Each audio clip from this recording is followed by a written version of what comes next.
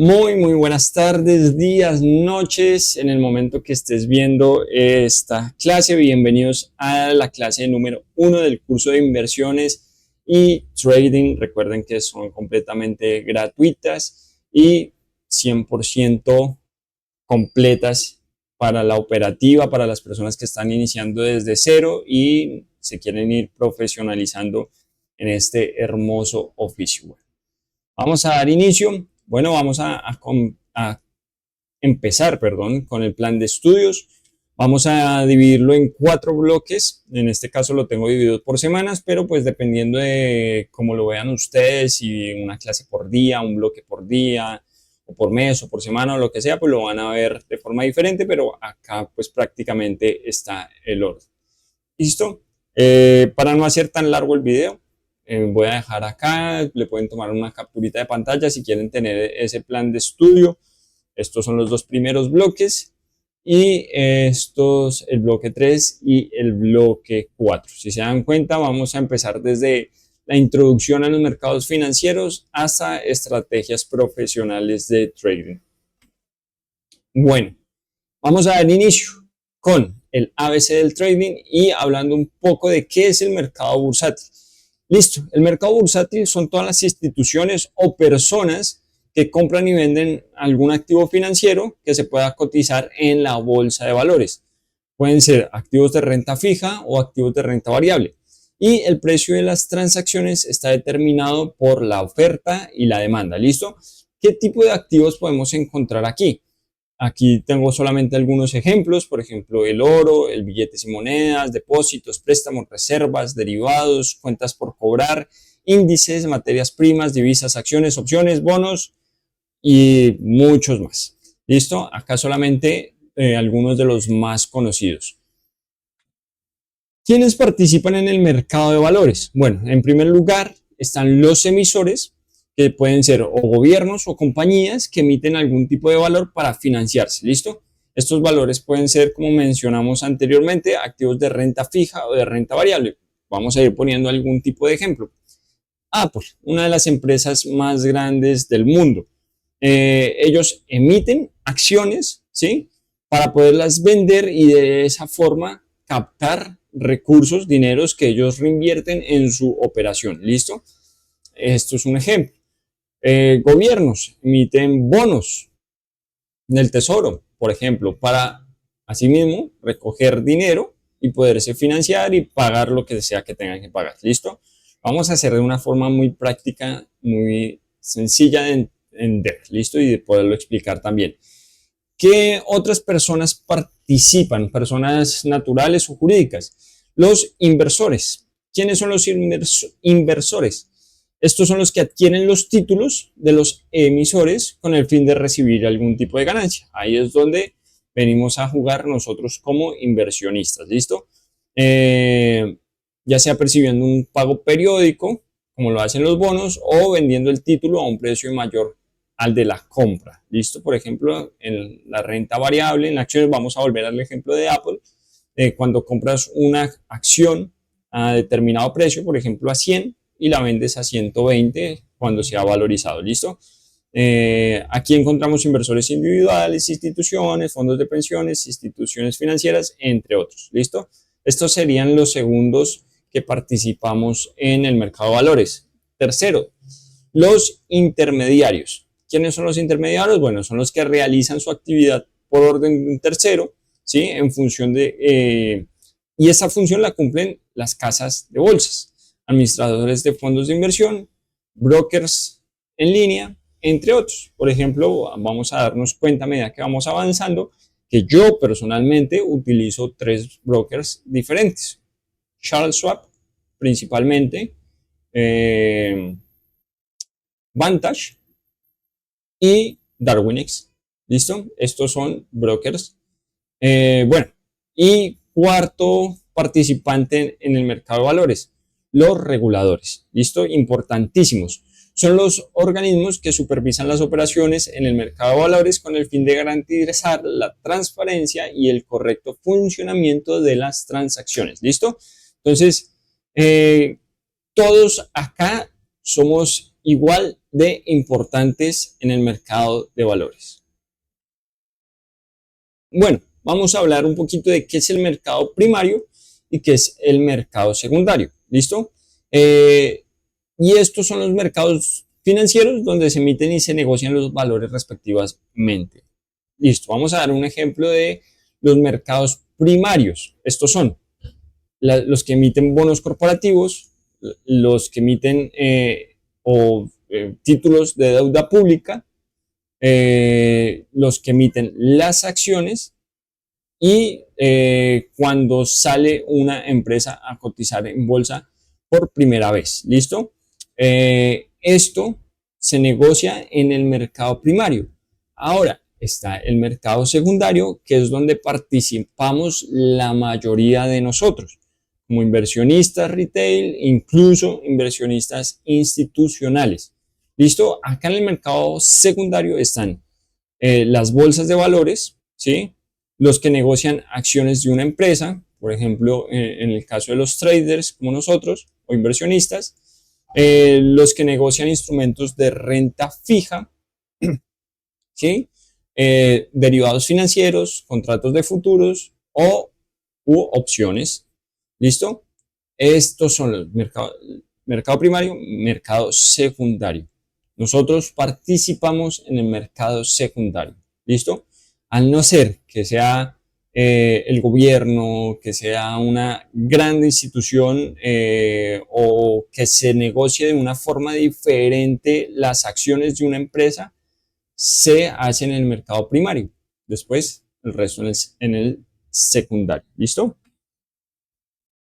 Ahora, vamos a ver la diferencia entre mercado centralizado y descentralizado. Entonces vamos a comenzar con el mercado centralizado. Los mercados centralizados son plataformas en las que los usuarios depositan sus activos en cuentas controladas por una entidad central. Estas entidades facilitan las transacciones entre compradores y vendedores, actuando como intermediarios. Los usuarios confían a la plataforma la seguridad y custodia de sus fondos. ¿Listo? Esto tiene también ventajas de los mercados centralizados, que son muy líquidos. Los mercados descentralizados también son muy líquidos, pero ya los vamos a ver, pero en este caso son líquidos, tienen una rápida ejecución de órdenes, una amplia variedad, por ejemplo, de criptos, en el caso específico, y una interfaz intuitiva. Además, ofrecen servicios de atención al cliente y medidas de seguridad como la autenticación de factores. ¿Listo? También, como tienen ventajas, tienen desventajas. Es que los mercados centralizados residen en riesgos asociados a la centralización. ¿Listo? Pueden ser más fácil o pueden ser objetivos más bien de ciberataques, ahí como lo dice la presentación.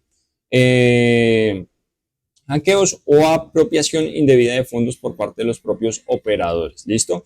Pero para eso también están los reguladores. Por eso es importante todos los actores del mercado. ¿Listo? En el caso de un hackeo puede verse la privacidad comprometida, ya que los usuarios tienen que proporcionar información personal y verificar su identidad. ¿Cuál es el otro beneficio de los mercados centralizados y por lo cual yo los opero principalmente? Por los datos, la data. Los datos acá son súper transparentes, están disponibles para el público y es mucho más fácil de analizarlos. ¿Listo? Vamos, por ejemplo, rápidamente, en el mercado de acciones, yo puedo ver cuántas acciones compra un determinado fondo o inversionista institucional o trader institucional, a qué horas, cómo lo ejecuta, cuál es su orden de mercado y a qué horas y de qué forma lo hace, porque no, si tienen, por ejemplo, 6 billones de dólares disponibles para comprar acciones de una empresa, no lo hacen en una sola inversión porque descontrolarían todo el mercado, aparte por regulación no lo pueden hacer, sino que lo van haciendo en diferentes horarios, con diferente liquidez, en diferentes momentos del precio, y en los mercados centralizados nosotros podemos ver todo esto. ¿Listo? Toda la data, toda la data. Entonces, podemos hacer un seguimiento institucional mucho más específico. Ahora, mercados descentralizados. Los mercados descentralizados son plataformas entre iguales que permiten a los usuarios intercambiar activos directamente sin necesidad de un intermediario centralizado. Funciona mediante contratos inteligentes ejecutados en una cadena de bloques, lo que garantiza la transparencia y la eliminación de terceros de confianza. Los usuarios mantienen el control total de sus fondos en carteras personales. Las ventajas de los mercados descentralizados incluyen la eliminación de los riesgos de seguridad asociados a la custodia centralizada, una mayor privacidad, anonimato y una menor dependencia de terceros. Ofrece acceso global y mayor resistencia y censura.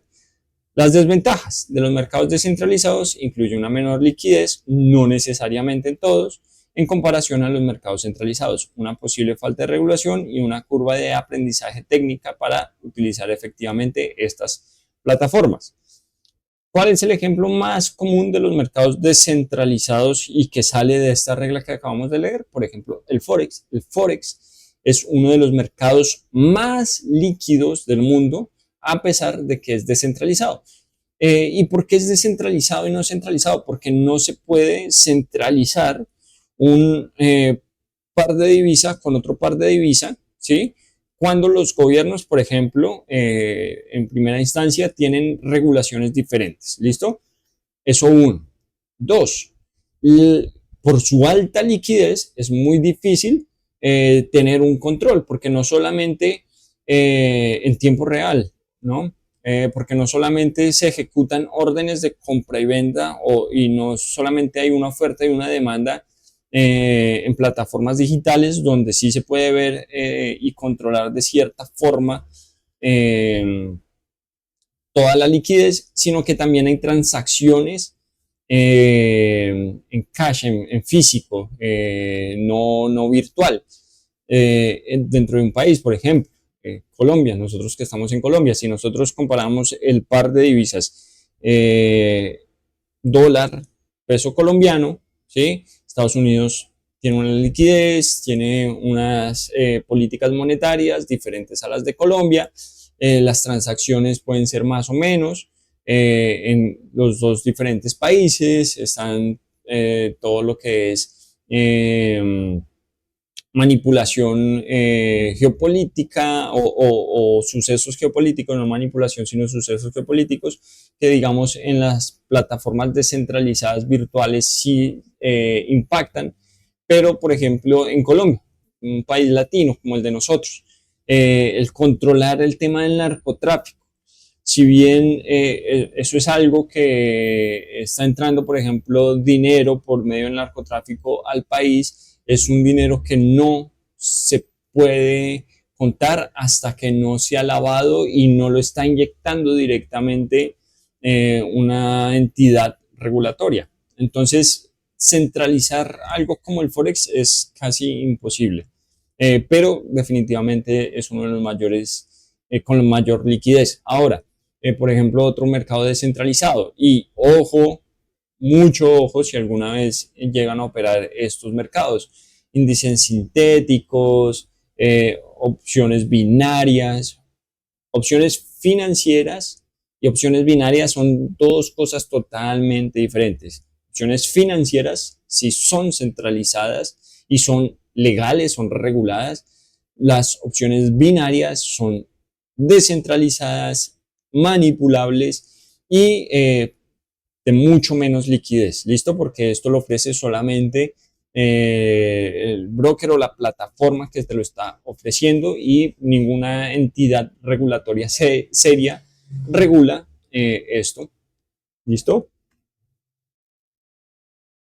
Vamos a ver conceptos iniciales del análisis técnico.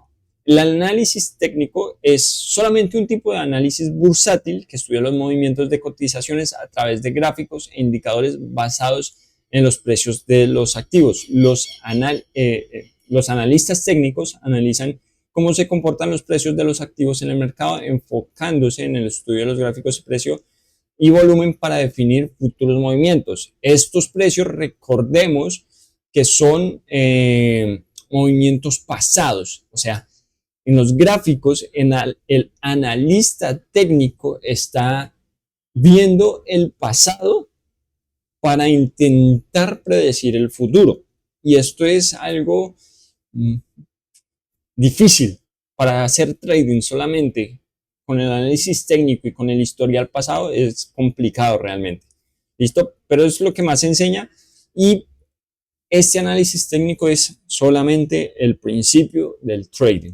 El analista técnico puro sí, definitivamente hace trading, pero hay mucho más de fondo. Entonces el solo ver velitas en un gráfico, no, solo con eso es imposible hacer trading.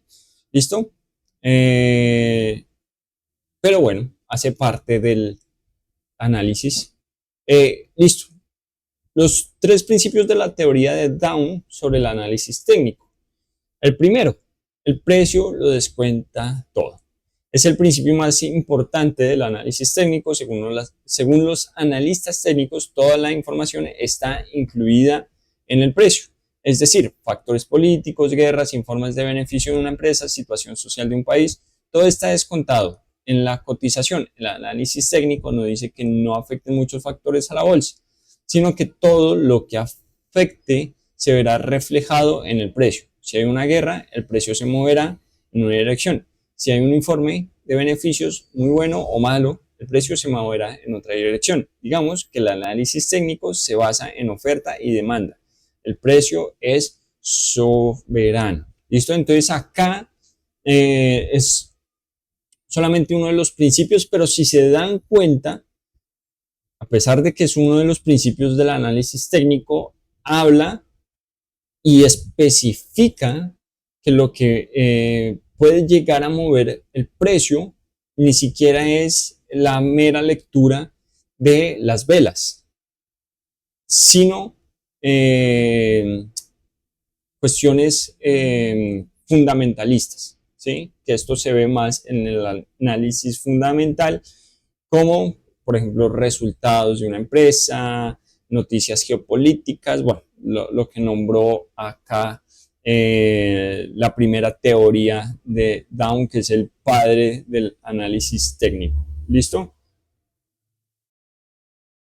Y con respecto a eso, pues el precio se mueve y deja una marca que es una vela. 2. Los mercados se mueven en tendencia. Este es el segundo principio.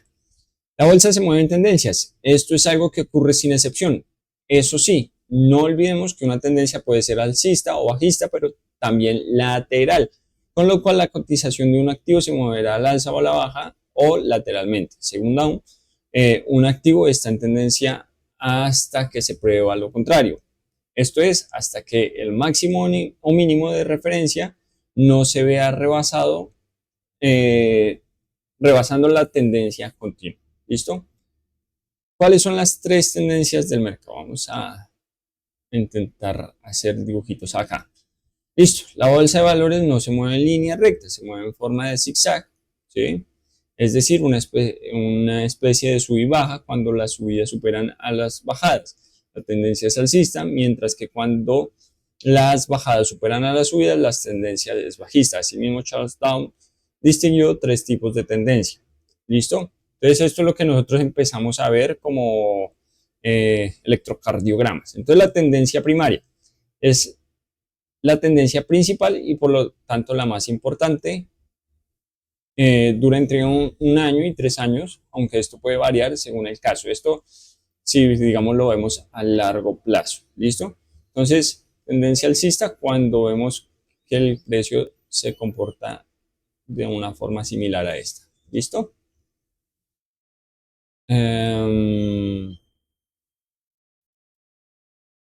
Y esta es la tendencia principal. ¿Listo? En este caso, sí puede ser alcista. La tendencia secundaria o inmediata. La tendencia secundaria es aquella que va en dirección contraria a la tendencia primaria. Va en contra de la tendencia principal, pero es menor tamaño. Dura entre 3 semanas y 3 meses. Son lo que se conoce como correcciones y suele ser más volátiles perdón, que la tendencia primaria. ¿Listo? Entonces, ¿cuál sería? Por ejemplo, estas correcciones, esta y esta. ¿Sí? Esto sería la secundaria. Ahora, la terciaria o menor son aquellas que van en dirección contraria a las tendencias secundarias. Duran menos de 3 semanas. La tendencia terciaria es la menos importante. Entonces, ¿cuál sería esta? Entonces, la tendencia primaria es esta, ¿sí?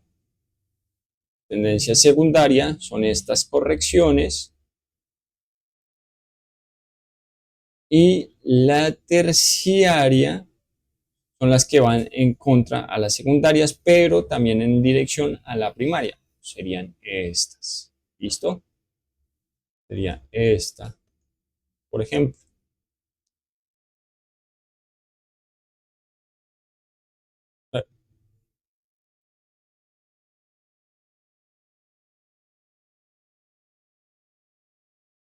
Vamos a continuar.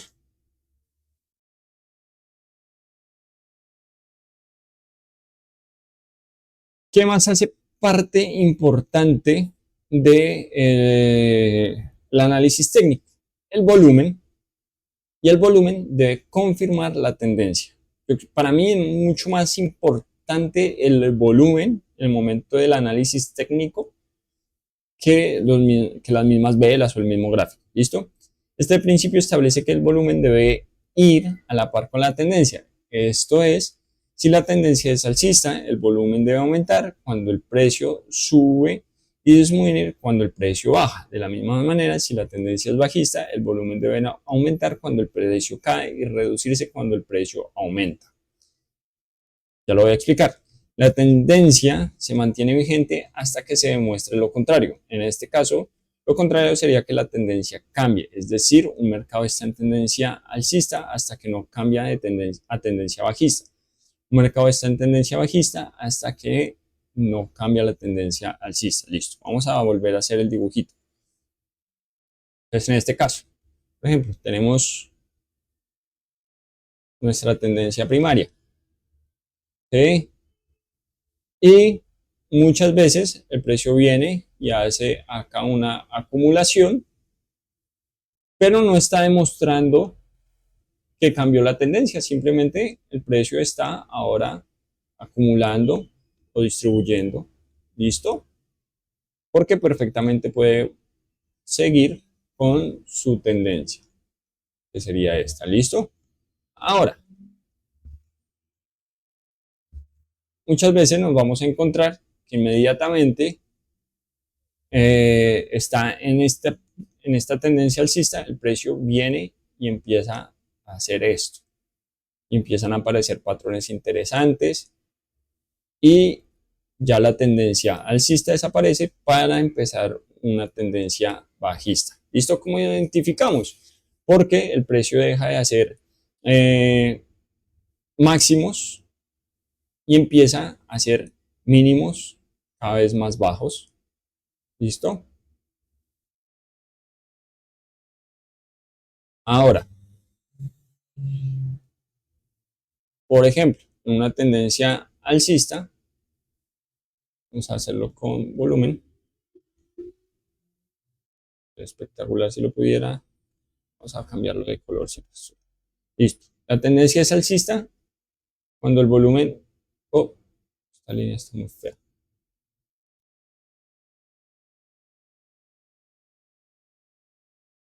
Acá me estoy enredando con los marcadorcitos estos.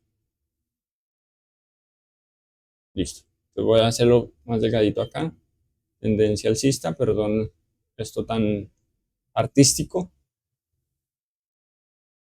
Ahora, volumen. Cuando está en tendencia alcista, dice que la teoría, el volumen tiene que ser alto, ¿no? Y cuando empieza, vamos a decir que esto está así, cuando empiezan estos retrocesos, el volumen tiene que bajar. ¿Listo? Simplemente está retrocediendo. Cuando vuelve otra vez a retomar su curso, ¿sí? Cuando termina el retroceso, vuelve otra vez el volumen alto, volumen alto, volumen alto. Pueden ser velas, volumen rojo, verde, no importa. Y cuando empieza el retroceso, el volumen es bajo. ¿Listo?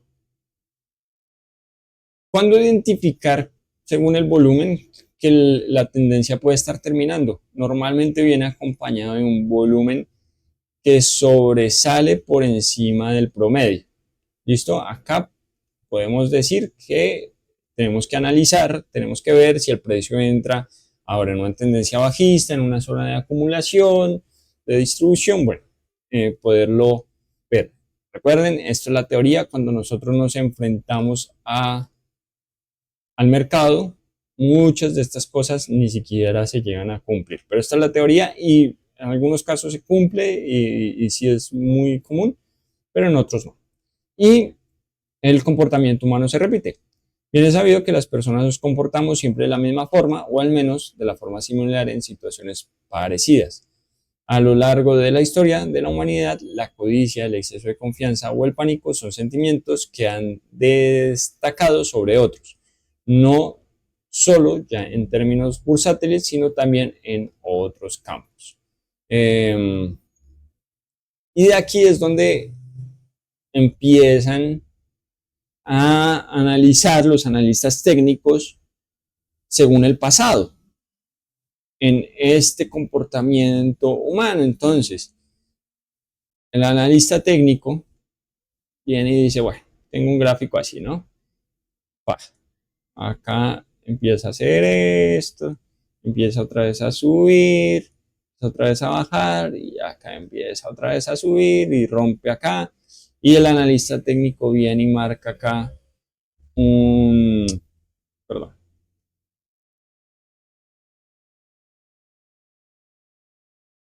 vamos a hacerlo con esto, una zona de resistencia, acá viene y marca una zona de soporte.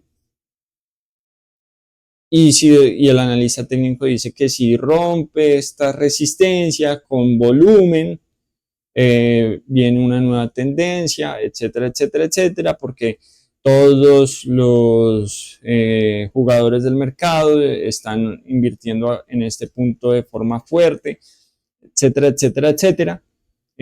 O en dado caso, viene y rompe este soporte y si lo hace con volumen, viene al piso, pero muchas veces ocurre cosas como estas, que son un false breakout, que es un falso rompimiento, y vuelve otra vez y sube. Y el analista técnico hoy en día todavía habla de esto y analiza de esta forma, cuando hoy en día la mayoría de los que hacen mover el mercado no somos personas, son algoritmos. Y el algoritmo no tiene en cuenta el sentimiento pasado del mercado, donde tocó una resistencia y se devolvió y tocó una resistencia, entonces ahora como hay volumen, entonces ahora sí vienen todos los jugadores del mercado. El algoritmo no ve esto, el algoritmo simplemente ejecuta basado en la oferta y la demanda de otros algoritmos. Entonces, hacer trading discrecional basándose solamente en análisis técnico es perder capital hoy en día, pero bueno, todavía se hace, todavía se enseña, yo lo estoy enseñando, pero acá advierto que esto es simplemente la base, el conocimiento, ¿sí? Nunca, por lo menos acá conmigo, vamos a operar basándonos únicamente en esto. Permítanme un segundo.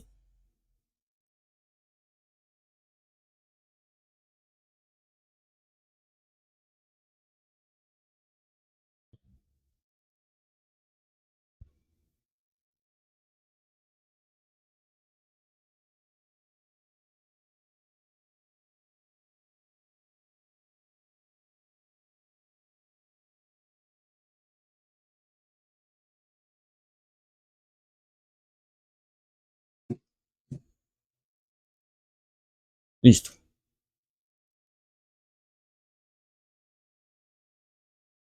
Ahora, vamos a ver herramientas del análisis técnico. ¿Listo? Bueno, yo creo que hay mucha información hasta acá. Acá ya nos vamos a empezar a adentrar un poco más en el análisis técnico, en temporalidades, en formas y demás. Entonces, este video, a ver, vamos a ver primero qué más tenemos por acá, si no, continúo en el segundo. Listo, aquí vamos a entrarnos un poquito más. Listo, vamos a dejarlo hasta acá. Nos vemos en el próximo video.